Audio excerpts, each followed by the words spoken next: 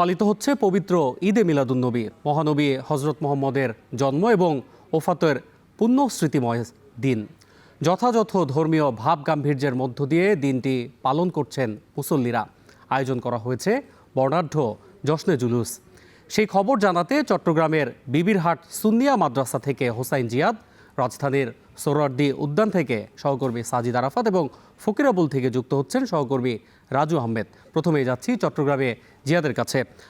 জিয়াদ, জানাবেন জশ্নে জুলুসের আনুষ্ঠানিকতা শুরু হয়েছে কিনা, এই মুহূর্তের পরিস্থিতি কেমন দেখছেন?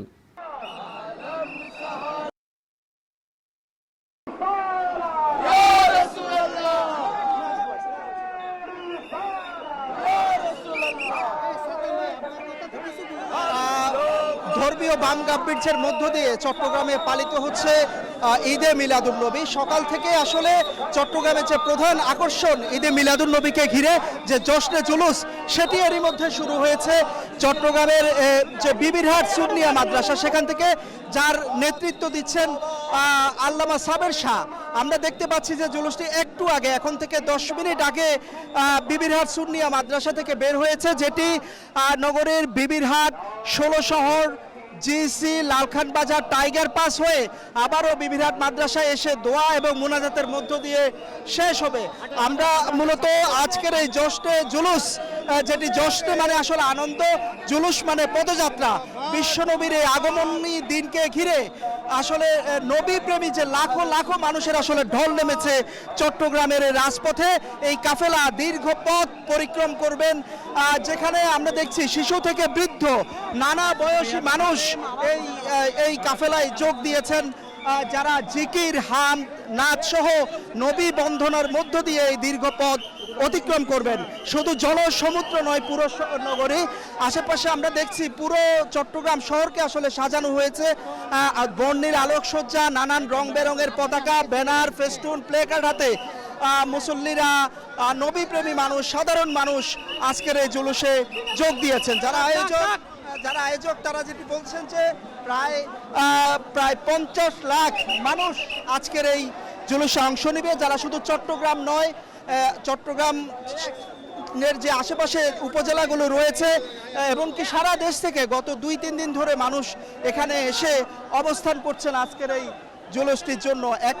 আয়োজকরা যেটি বলছেন যে বিশ্বনবী পৃথিবীতে আজকে যে এসেছিলেন, যেই মানবতার মুক্তির দূত হিসাবে তিনি এসেছিলেন, এসে একই সাথে পরিবার, সমাজ, রাষ্ট্র, অর্থনীতি সব জায়গায় তিনি একটি নতুন ধারা চালু করেছেন। তার আগে যে অন্ধকারের যুগ ছিল, যেখানে কোনো আইন কানুনের বালাই ছিল না, সেই জায়গাগুলো তিনি নতুন করে নিয়ম প্রতিষ্ঠা করেছেন এবং বিশ্ব শান্তির দূত হিসেবে তাকে দেখা হয়। এবং এখানে আয়োজকরা বলছেন তিনি যে শান্তির কথা বলেছেন, বিশ্ব শান্তির কথা বলেছেন, সেই বিশ্ব শান্তি আসলে প্রতিষ্ঠা হবে। এটি জুলুস শুধু কোনো ধরনের আনুষ্ঠানিকতা নয়, সেটি আসলে তারা বলছেন এই জুলুসের মধ্য দিয়ে তারা জানান দিতে চান যে মুসলিম যে উম্মাহ তারা ঐক্যবদ্ধ আছে, তারা উগ্রবাদের বিরুদ্ধে আছে, তারা সাম্প্রদায়িকতার বিরুদ্ধে আছে।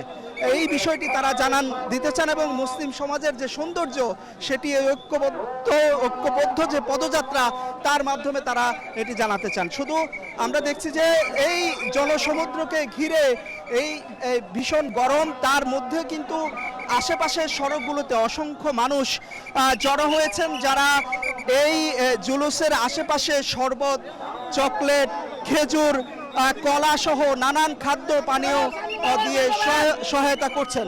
তো এই জুলুসটি আসলে এখন থেকে আরো প্রায় 2 ঘন্টা ধরে। চট্টগ্রাম থেকে আমরা এবার ফিরতে চাই রাজধানীতে। সোহরাওয়ার্দী উদ্যানে আছেন সহকর্মী সাজিদ আরাফাত। সাজিদ, জানাবেন রাজধানীতে পবিত্র ঈদে মিলাদুন্নবীর আয়োজন কি রয়েছে এবং এই মুহূর্তে পরিস্থিতি কেমন দেখছেন, বিস্তারিত জানাবেন।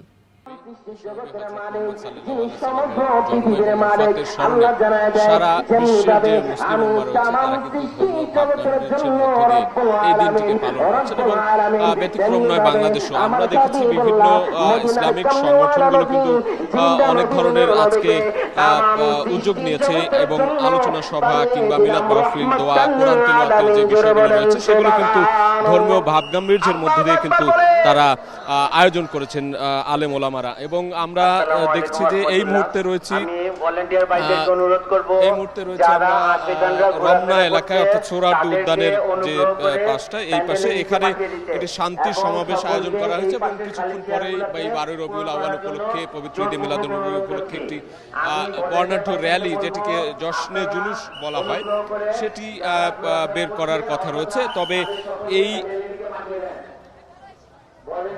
এই আয়োজনকে ঘিরে আমরা দেখছি যে এখানে মুসল্লিদের ভিড় জমেছে। বিভিন্ন এলাকা থেকে মুসল্লিরা এসেছেন এবং তারা এই যে মহানবী সাল্লাল্লাহু আলাইহি সাল্লামের যে আদর্শ যে অনুসরণ করা, কিংবা তার যে মানবতা, তার যে ন্যায় বিচার বা ন্যায়পরায়ণতা, সহমর্মিতা, যে শান্তির দীক্ষা বা শিক্ষা দিয়ে গেছেন মহানবী, সেই আলোকেই জীবনকে ধারণ করা, কিংবা সেই আলোকেই পুরো মুসলিম উম্মাহ সেই পথেই চলবে, সেই বয়ানগুলো কিন্তু দেয়া হচ্ছে। আমরা দেখছি যে এখানে বড় বড় আলেম ওলামা যারা রয়েছেন তারা কিন্তু বিভিন্ন রকমের দীক্ষামূলক বা শিক্ষামূলক বক্তব্য দিচ্ছেন এবং এখানে দোয়া মাহফিল রয়েছে, আলোচনা সভা, মিলাদ মাহফিলের আয়োজন করা হচ্ছে। এই সব কিছু মিলিয়ে কিন্তু আজকের এই আয়োজন আমরা দেখছি যে একটি গুরুত্বপূর্ণ দিন। ইসলামের ইতিহাসে বলা চলে যে হযরত মুহাম্মদ সাল্লাল্লাহু আলাইহি ওয়াসাল্লামের যে জীবন আদর্শ, সেই শিক্ষাকে স্মরণ করে, সেই শিক্ষাকে ধারণ করে কিন্তু আমরা দেখছি যে এখানে বয়ান চলছে এবং বিভিন্ন বয়সী মুসল্লিরা এখানে এসেছেন আমরা দেখছি, এবং তারা সেই শিক্ষায়, সেই দীক্ষা নিয়ে আগামীতে দিন কাটাবেন বা আগামীতে তাদের যে জীবন রয়েছে সেই জীবন গড়ে তুলবেন। এই বিষয়গুলো কিন্তু এখানে বয়ানের মাধ্যমে বলা হচ্ছে এবং ধর্মীয় আলোচনায় বিভিন্নভাবে মহানবী সাল্লাল্লাহু আলাইহি সাল্লামের যে দিকগুলো রয়েছে, তার যে ন্যায়পরায়ণতার দিক বা তার সততা বা তার যে জীবন আদর্শের যে বিষয়গুলো রয়েছে, সেগুলো কিন্তু আমরা দেখছি যে এখানে তুলে ধরা হচ্ছে এবং হামদ, নাত, দরুদ পাঠ কিংবা ধর্মীয় সঙ্গীত, এই বিষয়গুলোরও কিন্তু আয়োজন করা হয়েছে আমরা দেখছি এখানে। এবং এখানকার যে নিরাপত্তা ব্যবস্থা, সেই নিরাপত্তা ব্যবস্থা জোরদার করা হয়েছে। ঈদে মিলাদুন্নবী উপলক্ষে কিন্তু আমরা দেখেছি গতকাল রাষ্ট্রপতি বাণী দিয়েছেন, মুসলিম উম্মাহকে এই দিনটির তাৎপর্য তুলে ধরেছেন। এছাড়া প্রধানমন্ত্রী বাণী দিয়েছেন এবং সরকারের পক্ষ থেকে এখানে নিরাপত্তা ব্যবস্থা নেওয়া হয়েছে। সব ধরনের সব মুসল্লিরা এখানে, নানা বয়সী মুসল্লিরা এখানে এসেছেন এবং এই যে ধর্মীয় বয়ান, সেই ধর্মীয় বয়ান শুনছেন। আর কিছুক্ষণ পরে এখান থেকে বর্ণাঢ্য একটি র্যালি বের করার কথা, জশ্নে জুলুস, সেটি হলে আমরা হয়তোবা সেই পর্যায়ে সেই খবর জানিয়ে দিতে পারবো। তো এই ছিল এখন পর্যন্ত আমার কাছে থেকে সবশেষ খবর। ধন্যবাদ সাজিদ। রাজধানীর সোহরাওয়ার্দী উদ্যান থেকে এবার আমরা যাব ফকিরাপুলে, সেখানে আছেন সহকর্মী রাজু আহমেদ। রাজু, জানাবেন কি কি আয়োজনে পালিত হচ্ছে পবিত্র ঈদে মিলাদুন্নবী?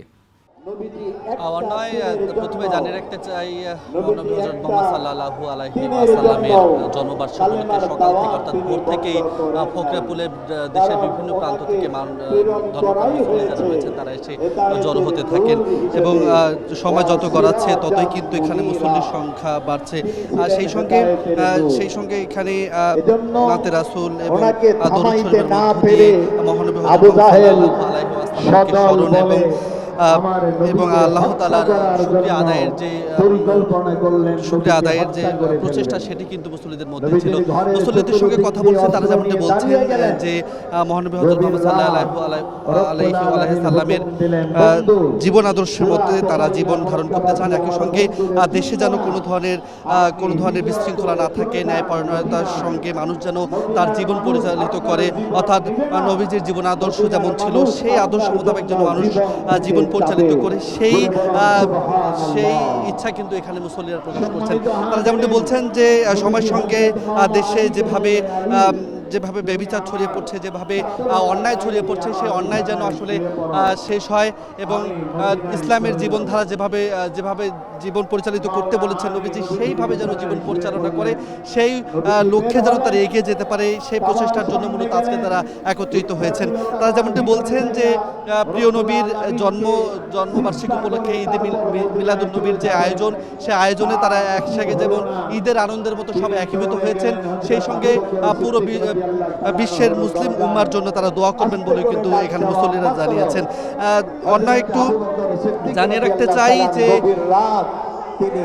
এই জুমার নামাজের পর ফকিরাপুল থেকে, অর্থাৎ দেওয়ানবাগ কুতুব শরীফ থেকে একটি শোভাযাত্রা বের হবে এবং সেটি রাজধানীর বিভিন্ন এলাকা প্রদক্ষিণ করে এই মিলাদুন্নবীর আনুষ্ঠানিকতা শেষ করবে বলে কিন্তু এখানে যারা আয়োজক রয়েছেন তাদের পক্ষ থেকে জানানো হয়েছে।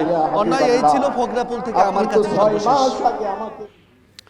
পবিত্র ঈদে মিলাদুন্নবীর নানা আয়োজনের খবর জানাতে চট্টগ্রাম থেকে সহকর্মী হোসাইন জিয়াদ এবং রাজধানীর সোহরাওয়ার্দী উদ্যান থেকে সাজিদ আরাফাত এবং ফকিরাপুল থেকে জানাচ্ছিলেন সহকর্মী রাজু আহমেদ।